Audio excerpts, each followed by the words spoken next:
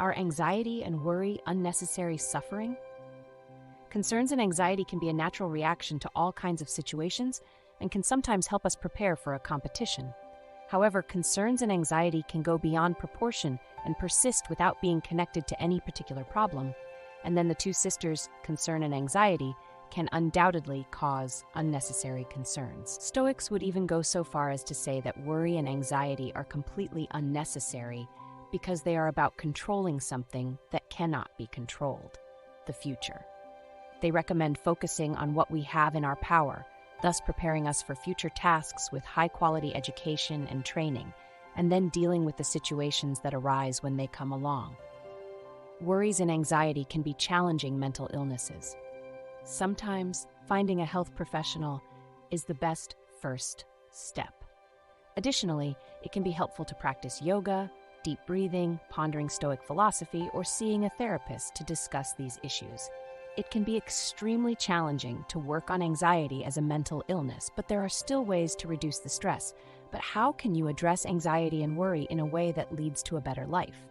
One way is to face them, acknowledge them, and accept them as part of your feelings. When you face your anxiety, you recognize its existence, and by looking deeply into its core, you can gain a better understanding of it. When you understand what you are dealing with, you are more likely to succeed than when you avoid it. When you know more, you may better deal with preventing worry and anxiety in the future.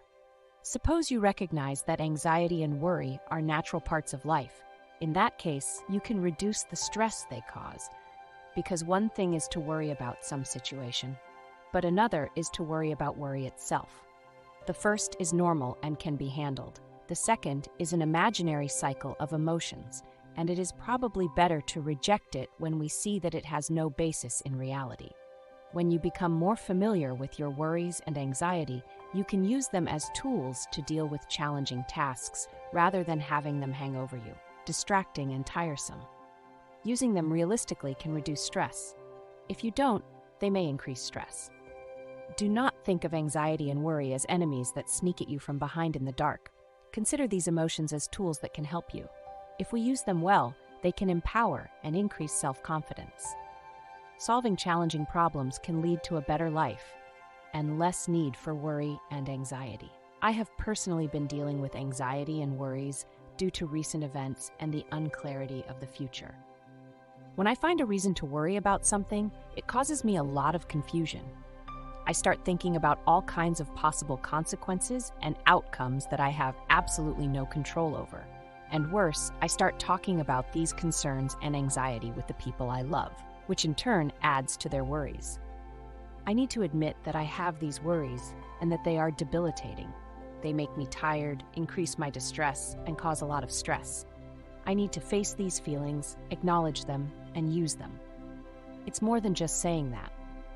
My colleague pointed out that it might be good to write a journal about these feelings, recognize them, and better understand them.